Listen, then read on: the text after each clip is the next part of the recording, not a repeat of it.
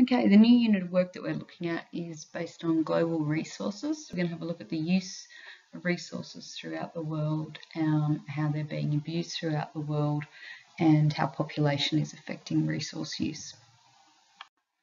Let's start by just getting a idea about natural resources. So natural resources, we need them every second that we're alive, and they're a natural part of the environment. So it's the air, water, plants, soil, fish, anything that's living, as well as landforms. So just have a look at your diagram on the bottom right there to see everything that's involved as natural resources.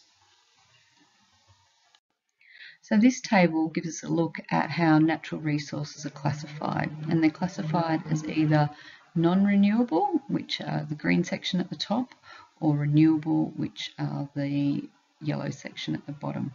So non-renewable means that they can't be replaced, or they're replaced over millions and millions of years. And we use non-renewable resources for things like fossil fuels, coal, oil and natural gas.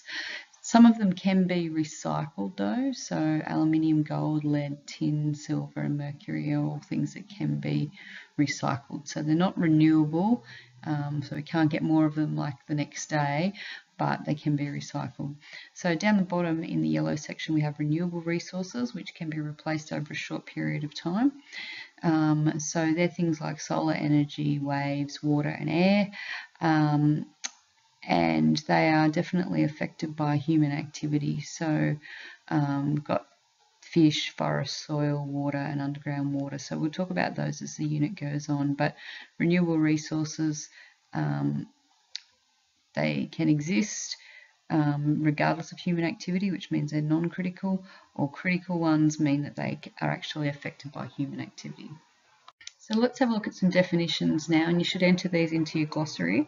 So we've got renewable resources. So have a look at how the word's broken down to renewable, so able to be new again.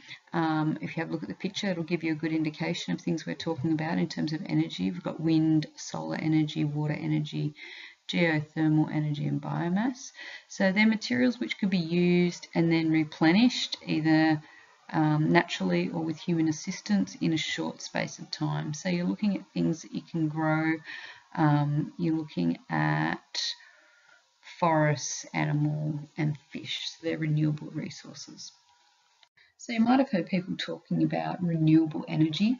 And the only way you can call energy renewable is if its source can't run out, like the sun, so solar energy, or when the source can be easily replaced, so like growing more trees.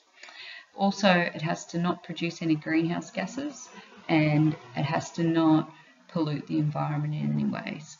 So our main examples of renewable energy are wind power, hydropower or water power, and solar energy. The second category is non-renewable resources. So they exist in finite amounts and cannot be replaced by natural processes. So they're not able to be new again. Have a look at the picture. Coal, natural gas, petrol, propane, uranium, they're just some examples there.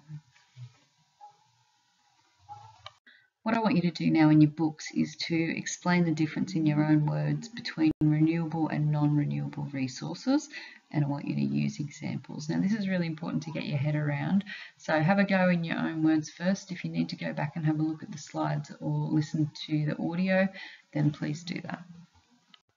So as we saw on the diagram at the start, some non-renewable resources can actually be recycled, and they're called recyclable resources. So it can be recyclable means that it could be used into a different format. So some examples: paper, aluminium, steel and some plastics, and you've got a picture there of that. So we're all aware of things that can go into our recycle bins at home or at school, so that they can be used again as something else. So another type of resources we have are called sustainable resources, and they're resources that we can use some of and then they will renew themselves. So as long as you don't take too much, then what will happen is the resource will renew itself. So some examples of that would be fish. So as long as we don't take all the fish out of the ocean, then the fish are actually able to renew themselves. And the same with trees. We cut down some trees, but then we have other trees that we can plant to grow again.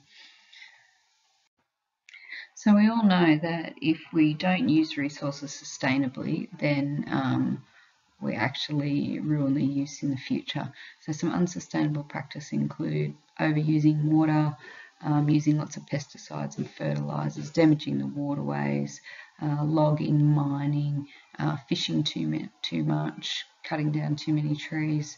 So these things all reduce the amount of resources that we have in the world. So a big thing we're going to have a look at in this unit is the unequal access to resources across the world. So just have a look at the pie charts on the right hand side. Anything that you see in orange is developed countries like Australia and America, and anything you see in blue is developing countries, so our poorer countries like Africa and parts of Asia. So if you have a look at our global population size, developed countries make up just 19%. But then on the right hand side, they're actually using 85% of all the resources in the world. They're contributing to 75% of all the waste, and they also, as we've looked at before, have 80% of the income. So you'll see that developed countries have more access to resources, and they actually are wasting more resources as well. So in the blue developing countries, you'll see they actually take up a huge proportion of the population, but they're actually using less resources, they've got less money coming in, and they're actually contributing less to waste. So the main concerns that we've got about natural resources are access, like how can everyone access food, water, energy and materials. And if you go back to those pie charts on the previous slide, we can actually see that the developed countries are accessing a huge amount of resources, while the large numbers of people in developing countries aren't getting access to those resources. So access is a huge thing. And the second big thing is looking at sustainability. So we have to be able to use resources wisely so that they are available for people later on down the track. So I've got a glossary term for you to add in, and it's ecological sustainability, which is the ability to meet the needs of the present generation without compromising the ability of future generations to meet their needs. So what that means is that we're using things now, but we're not making it so that there aren't any resources for future generations. A huge reason why all our resources are being used in the world is due to increases in population. So over the past 50 years, the population's actually grown from 2.5 billion up to 7 billion. There's actually a good little website that you can go on to, and I've listed it here, and I'll also put it into the virtual classroom links, and you can actually see what the population was on the exact day that you were born. So after you finish this, go onto the virtual classroom and have a look on that link. So again, we're using Google Tools here, and you can see how much the population has increased and where the biggest increases have been. So it was going along pretty steady up until the 1800s, and we had a massive peak right up there up until 7 billion, and that's the population that was taken in 2011.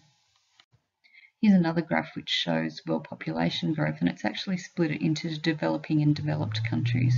So you'll see that developing countries are on the top in the lighter yellow, and their population has actually boomed quite a lot, whereas the developed countries have stayed pretty stable with a bit of a peak from 2000.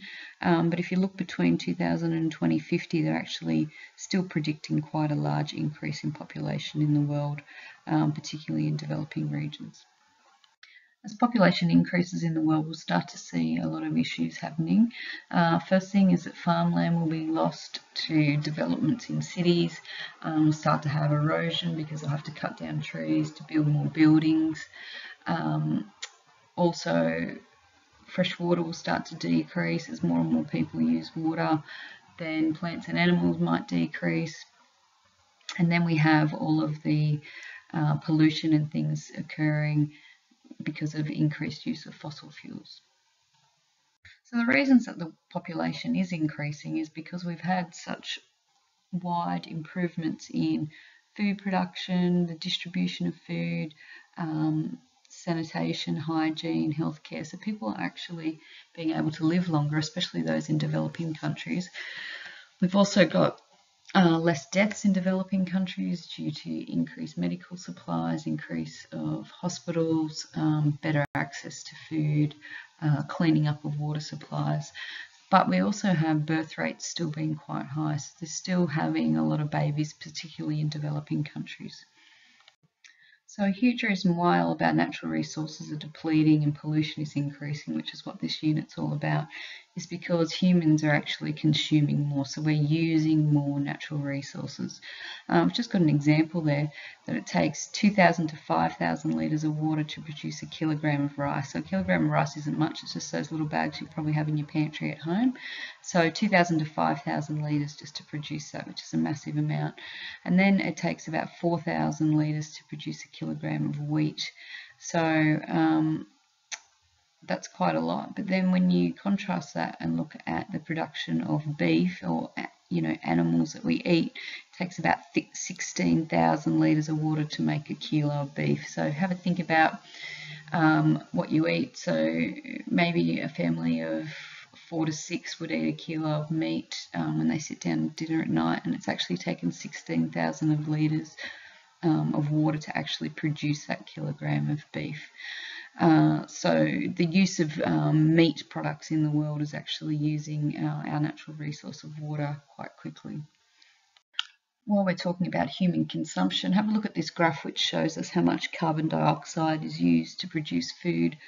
So these are emissions that are going up into the air and contributing to global warming. So if you look at the carbon dioxide emissions to grow foods, so we've got vegetables using 0.1 of a kilogram.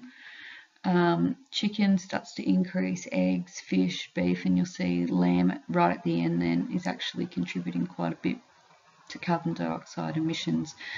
So again, the growing of vegetables and the use of vegetables as a food is a lot less strenuous on the environment than using animal proteins. This diagram gives us a good indication of which countries are actually contributing to more emissions and pollution. So if you can see there, China 19.1%, United States 18.3%. So they're actually emitting 37% of all the pollution in the world. Other big countries are India, Russia, Brazil, Japan and Germany. And then you can see Australia's listed there as giving out 1.5% of total emissions in the world. So those big population countries like the United States, China and India are actually involved in polluting a lot of the environment. We'll just finish up by having a look at this cartoon. So we've got a picture of the world looking pretty stressed with lots of different feet on top. And the world saying, I don't think I can support much more of this. So that just reiterates our topic today of looking at population pressure and how it's affecting the environment.